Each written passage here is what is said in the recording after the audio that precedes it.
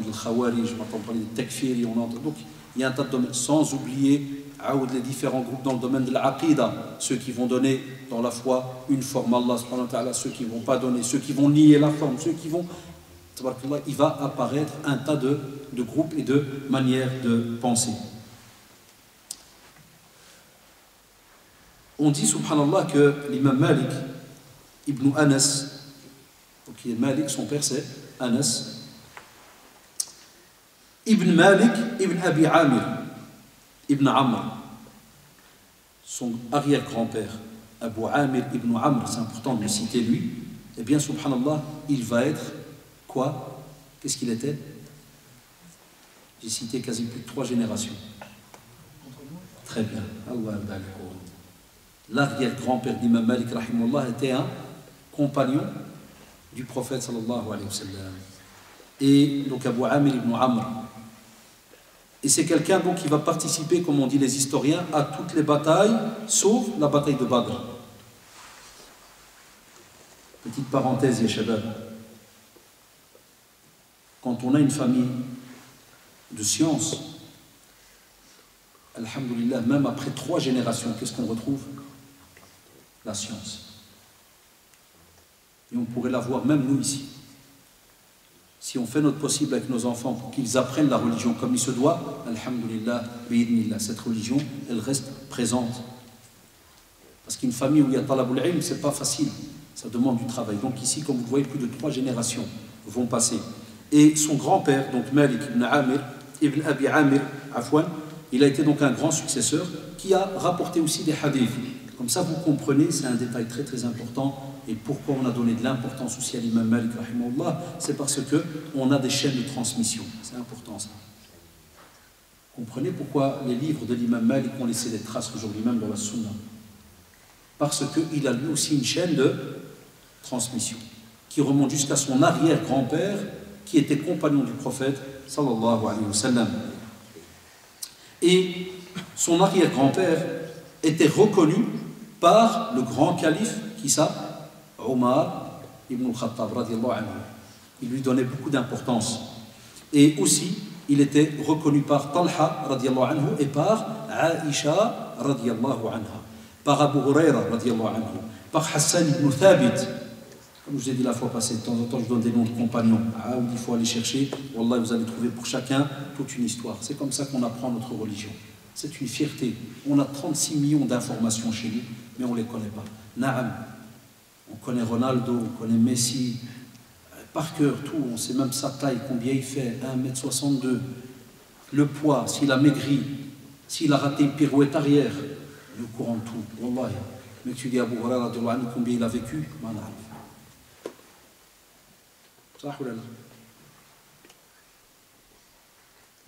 pour les nouveaux qui sont ici, encore cette semaine, je pose des questions sur des prophètes en classe à l'école, et il y a encore des élèves de grands qui me disent c'est pas le type. T'entends? C'est pas le type. Je reparlais d'Ibrahim alayhi salam, et il m'a dit Ibrahim, c'est pas le type là que son fils il allait se faire. Ah ouais, je dis c'est le type du quartier là, qui habite à Rascarbet. Et là, en 2014. Wallah ya shabab. Ce matin, je demande à des grands élèves, je dis Khadija radiallahu anha, puis je les regarde. Puis un, il voulait laver la main, j'ai capté qui connaît, je dis non, c'est trop. C'est les autres. Khadija radiallahu anha. Khadija, il dit 5e secondaire. C'est la fille de 5e. La fille de 5e, ouais. Eh, wallah. Même pas. C'est notre mère. Hein. C'est comme si je te demande comment s'appelle ta mère. Tu me dis, je sais pas. Ça ou la shabab? Al-Walidin, c'est vrai ou pas? Alors, donc on doit être au courant de tout cela. C'est pour ça qu'on demande de noter. On rentre, on cherche. Spécialement, je vise les jeunes. C'est pour ça, moi, j'apprends à mes élèves à l'école quand je leur dis si quelqu'un te dit, te parle de ta mère. Je dis des fois pour taquiner, pour pousser tes copains à prendre un peu la religion, dis-lui de quelle mère tu parles. Il va te dire, mais quoi, en islam, on n'a qu'une mère. En vérité, on en a plusieurs.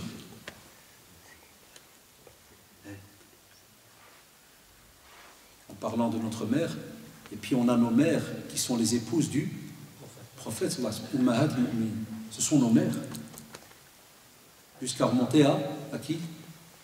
Femme de Adam, jusqu'à Hawa. Et là, si tu dis ça, ils vont te regarder. Oh, il y en a autant, oui, frère. Donc là, ça c'est important, notez, gardez ça en tête, ou bien quand, Inch'Allah, vous aurez les CD, c'est bien de s'asseoir, on fait passer le CD, on note les mots, et on cherche. Ça c'est Talabul Ilm qui fait plaisir. Et donc, il va être l'un des 4 hommes, donc son arrière-grand-père, il va être l'un des 4 hommes qui a porté Yashabab, Uthman. Ça vous devez vous rappeler quand j'ai fait, c'est vrai que c'est ancien maintenant. Quand l'année passée j'ai donné la conférence sur Uthman radiallahu anhu, lorsqu'il a été assassiné, eh bien l'arrière-grand-père de l'imam Malik rahimahullah, il est un de ceux qui l'a porté et qui l'a mis dans la tombe. Et on rapporte aussi qu'au temps de Uthman radiallahu anhu, lorsqu'il a réuni le Coran, il a été de ceux qui ont été aussi dans le groupe de ceux qui ont réécrit le Coran complet, parmi les scribes. Donc, mashallah, vous avez remarqué, il vient d'une grande famille ou pas? L'imam Malik rahimahullah. Voilà pourquoi aujourd'hui, pourquoi je suis resté quelques minutes là-dessus. Vous savez pourquoi, il y a les jeunes? C'est parce que quand tu dis à certains jeunes, c'est une parenthèse, quand tu dis à certains jeunes, ouais, chez nous, dans l'école, dans le madhab qu'il y a au Maroc, qui est l'imam Malik rahimahullah, le madhab de l'imam Malik rahimahullah, puis tu fais non mon frère, moi j'aime pas les sectes. J'ai eu une fois dans un débat avec un au centre, on m'a dit non, moi j'aime pas les sectes, j'aime pas les groupes. Mon frère l'imam Malik rahimahullah, c'est pas une secte. Parce qu'on n'est pas au courant de toute sa vie, toute son histoire, sa famille, avec qui sa famille a vécu. Donc nous, en vérité, en tant que musulmans, c'est une fierté, des fois de donner un avis de l'imam Malik rahimahullah, ou bien d'Abu Hanifa. Des fois avec mes élèves turcs, si jamais il y a des turcs parmi vous, chez moi à l'école il y en a, quand je discute avec eux, ils me disent non, nous c'est Abu Hanifa. Et je dis les autres, non, nous c'est Abu Hanifa. Mais ils ne savent pas, subhanallah, quand je leur montre, des fois sur Internet, je prends l'ordinateur, je leur montre, ils ne savent pas qu'un est élève de l'autre. Celui-là il a étudié chez l'autre. Mais c'est parce que certains, ils ont employé ça, comme, par exemple, chez nous, au bled, on a des personnes qui, subhanallah, parce qu'ils n'ont pas étudié, sont habitués à dire que nous, on a le madhab l'imam Malik, ils pensent que, si jamais quelqu'un dit, Abu Hanifa dit, là, la smah li akhay, non, excuse-moi, nous c'est l'imam Malik. Là, c'était des grandes familles de savants. Les 4, l'imam Malik, l'imam Abu Hanifa, l'imam Ahmed et l'imam al-Shafi'i, rahimahullah jami'an. Et des fois, un a étudié chez l'autre. Donc, on rapporte aussi que le calife Omar ibn Abdel Aziz, il posait aussi des questions et demandait conseil à l'arrière-grand-père d'Imam Malik, rahimahullah. Tout ça pour vous dire que tout ce qui va transmettre ce compagnon, radiyallahu anhu, à ses petits-enfants jusqu'à arriver à l'imam Malik, rahimahullah. Quant au père de l'imam Malik, on a parlé de l'arrière-grand-père, le père de l'imam Malik, rahimahullah, eh bien, les historiens disent qu'on a très peu à son sujet. Mais on sait qu'il a vécu à Doul Marwa, c'est un oasis dans le désert du nord de Médine, pas loin de Médine, et qu'il fabriquait des arcs. Les arcs pour les flèches. Il fabriquait des arcs, et sa mère, d'après l'opinion la plus solide, parce que des fois il y a des divergences sur certains noms, elle s'appelait donc Al-Ghaliya bint Shuraik al-Azdiya. Al-Ghaliya bint Shuraik al-Azdiya. Et l'imam Malik donc va naître alors à ce moment-là de cette belle famille en l'an 93. Il va donc naître en l'an 93. Et il va ensuite donc à Al-Aqiq, c'est une vallée dans les alentours de Médine, et va donc vivre là une petite période, et après cela, il va s'installer dans la ville de Médine, là où est le prophète Mohammed sallallahu alayhi wa sallam, où il est enterré. Aussi, subhanallah, lorsqu'il va se marier, il va, parce qu'il y avait encore le système de l'esclavage, il va se marier avec une femme esclave. Alors qu'il a une famille, il est à l'aise. C'est une petite parenthèse pour ceux qui rabaissent des fois dans le mariage parce que c'est une famille pauvre. On l'entend encore, certains parents, ils ne veulent pas que leur fille, par exemple, que ce soit au pays ou bien ici, elle prend, ou bien son fils, il prend une fille d'une famille qui sont fillah, tu vois, qui sont dans l'agriculture ou ceci. Il te dit, ouais, c'est des pauvres, abadan. Et donc, à ce moment-là, il va l'épouser, rahimahullah. Et on rapporte que l'imam Malik, il avait beaucoup d'estime, il respectait beaucoup son épouse. Et il va avoir d'elle 4 enfants, 3 filles, donc afwan, 3 garçons et une fille. Donc il aura 4 enfants. Mohammed, Muhammad, Yahya et Fatima. On l'appelait Ummul Banin.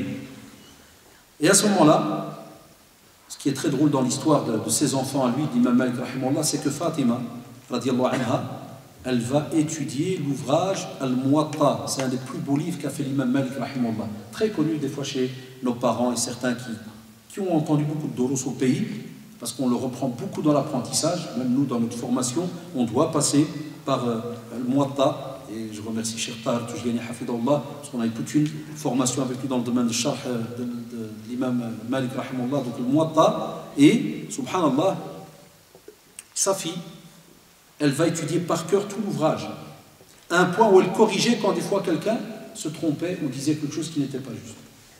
Tu vois, subhanallah, une fille, une femme, on en parle rarement, mais j'essaierai aussi l'année prochaine, Inch'Allah, de faire la biographie de quelques femmes illustres qui ont marqué aussi donc l'islam.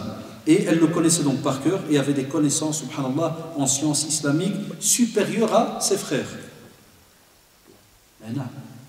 On pense toujours que la science, elle a été donnée, soi-disant, aux hommes seulement. Abadan, hommes et femmes, talabul ilm, c'est les deux. Donc leurs sœurs, subhanallah, elles connaissaient plus qu'eux en religion. Et, mashallah, c'est ce qu'il y a aujourd'hui. Hein. Moi, quand je donne cours le mardi, tous les mardis, je donne ici Sira Nabawiya, c'est avec inscription et tout. Quand tu as 80 élèves, tu as toujours 30 garçons, 50 filles. Tout le temps. L'année passée, je donnais les commentaires de l'Arba'in Nawawiya, la même chose. 40 filles, 10 garçons. Pour les garçons, tous les ulama. Tout le temps, le nombre de filles a plus ces dernières années pour apprendre. Donc ça, c'est quelque chose là qui doit un petit peu nous faire réveiller. Et on est fiers de cela parce que c'est nos filles qui vont être des mères et c'est nos mères qui éduquent, c'est nos femmes qui éduquent les enfants à 80%. Parce qu'il y a des pères, même s'ils sont à la maison, ils sont dans les cafés. Et allez faire un tour à Molenbeek si vous ne croyez pas, ou Gare du Midi ou L'aumônier. Tu peux passer là à 8h, tu repasses à 11h, ils sont encore assis.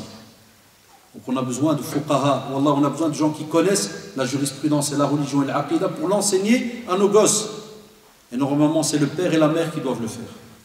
Mais aujourd'hui, vous le savez très bien, des fois, ni la fille, on la laisse étudier l'islam, ni le garçon, il étudie, et après, on veut un beau couple de musulmans, mashallah, et qui vont donner des musulmans. Quels musulmans? Des imitations. Et là, on a des imitations. Parce que là, les connaissances sont très limitées, très basiques. Donc ça, c'est un point important. Et lorsqu'un élève de Malik, par exemple, il lisait un passage de l'Muwatta, Fatima Mskina, vous savez ce qu'elle faisait?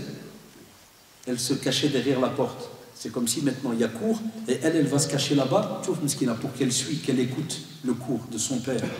Et des fois, écoutez bien, il arrivait que l'élève il se trompe. Et Mskina, derrière la porte, elle disait à son père, Al-Walid, il s'est trompé dans tel hadith. Tu vois, subhanallah. Et l'imam Malik, donc rahimahullah, quand il entendait cela, il disait au lecteur, il disait, relis, Jacques. Tu vois, subhanallah, regarde comment c'est bon. Et elle est derrière la porte. Et dès qu'Al-Hassan lui fait, Al-Walid, il s'est trompé celui-là. Il lui dit, relis. Ça ne veut pas dire que l'imam Malik, il ne sait pas. Mais c'est pour te dire, regarde comment elle devance. Tellement, machallah, elle était formée dans ce que son père avait enseigné. Il le connaissait déjà, elle en premier. Avant même, des fois même, comme vous le remarquez, certains hommes qui étaient assis en face de son père. Alors, lorsqu'il était petit, l'imam Malik, rahimahullah, comme beaucoup de mashayikh, et spécialement, subhanallah, beaucoup de musulmans dans les pays arabes, ils étudiaient le Coran quand ils étaient grands ou petits. Petits.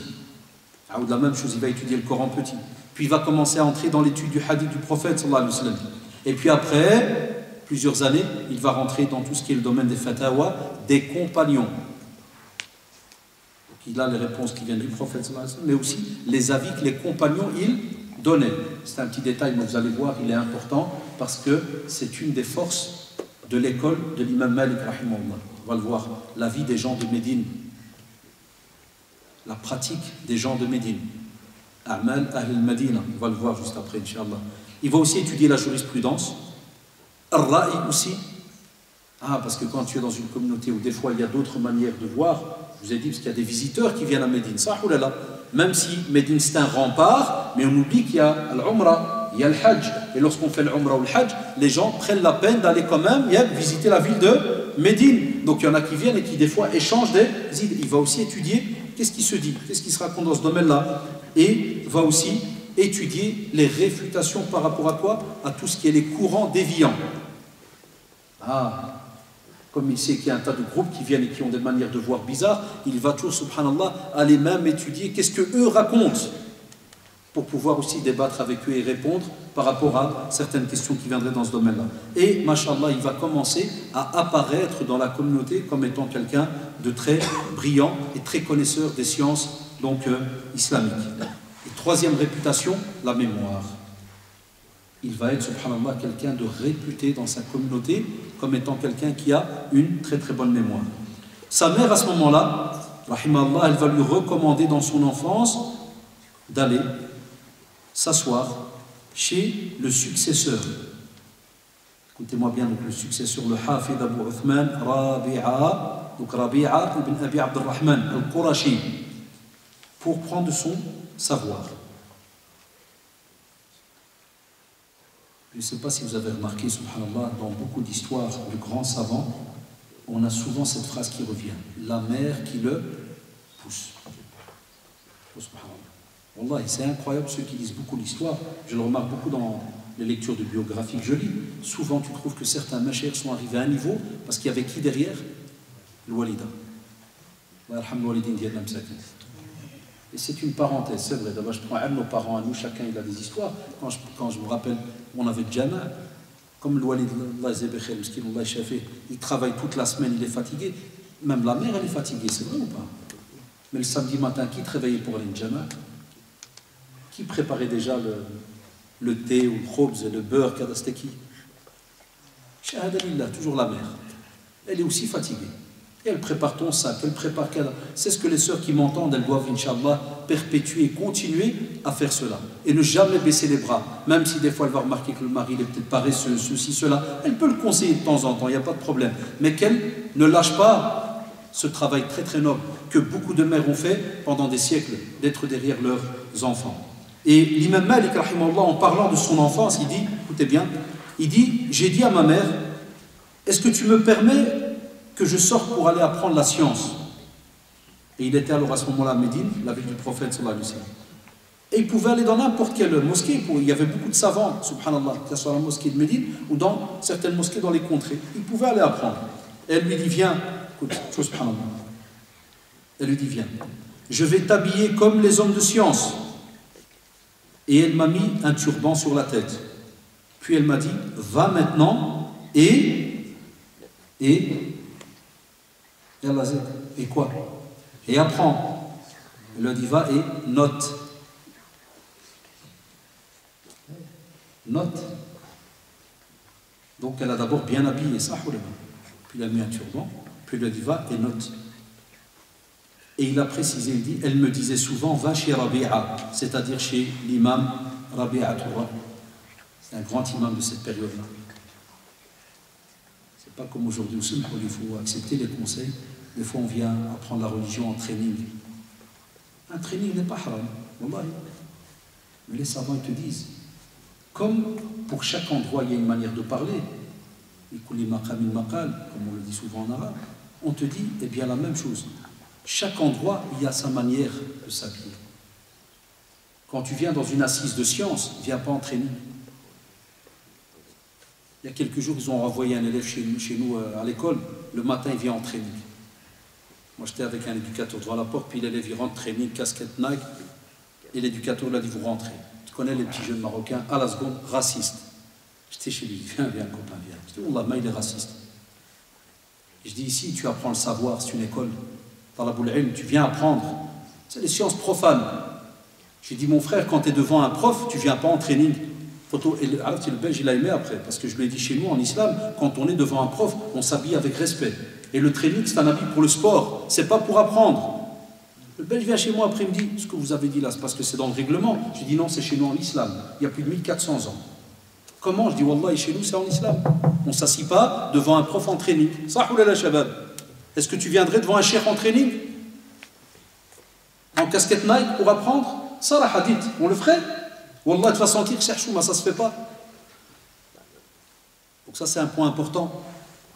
Donc même, il y a les parents, quand vous envoyez votre enfant à l'école arabe, vous avez remarqué que les écoles arabes aujourd'hui, c'est devenu comme des crèches. On les envoie le matin, bl'amèche, n'importe, et allez, va, et... Ah ouais, des fois, il n'a pas de cahier, c'est vrai ou pas? S'il y avait des profs ici, vous le direz, ou les responsables. Pas de cahier, pas de ceci, pas de cela. Chaque matin, j'ai un paquet de bics que je dois donner aux élèves. Et ceux qui sont à l'école, ils rigolent déjà ici, je les vois. Vous savez ce qu'ils disent, les petits Diana à l'école le matin? C'est une phrase très connue. Vous savez c'est laquelle? T'as pas un bic. T'as pas un bic. Toute la journée comme ça. Et il y a 1000 ans, qu'est-ce qu'elle lui dit? Qu'est-ce qu'elle lui dit, Mskina? Va et note. Voilà pourquoi je vous casse la tête, Yeshabab. Quand je vous dis apportez avec vous des petits papiers. Tu viens à la khutbah du Jumu'ah, hein? Tu as écouté la khutbah, au lieu à la fin de la khutbah, sauf si tu as du travail, au lieu de partir en courant, prends un petit papier et note. Qu'est-ce qu'il a dit aujourd'hui? Ça. Le papier, il reste. L'écrit, il reste. Rabi'a, radiallahu anhu, il était surnommé Rabi'atul Ra'i parce que c'était quelqu'un qui, subhanallah, Rabi'a al-Cheikh, très connu chez les historiens dans le domaine du savoir, parce que c'était quelqu'un qui était très très intelligent et quelqu'un qui était fort dans l'interprétation et le raisonnement, par analogie.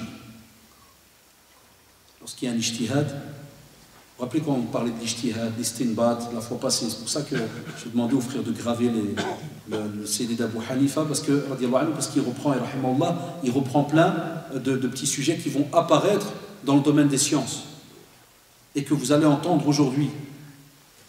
Et à Shabab, pourquoi est-ce qu'on doit être au courant de cela? C'est parce que les jeunes, des fois, quand il y a une fatwa, ils nous disent pourquoi le cheikh un tel il a dit oui et l'autre il a dit non. Il y a des jeunes qui croient que c'est un truc de fou, que l'un il connaît mieux que l'autre. Là, quand on vous dit qu'il y a un genre de raisonnement, c'est parce que des fois, pour une situation, entre guillemets, en Arabie, on va donner une autre réponse quand on est en Belgique. Et pour la même question en Belgique, on va donner une autre réponse au Maroc, par exemple, ou bien au Niger, ou au Sénégal. Parce que des fois, il y a des différences par rapport à ce que les gens vivent dans tel pays, les moyens qu'ils ont, est-ce qu'ils pourront mettre en pratique cela ou pas? Il y a un tas de différences.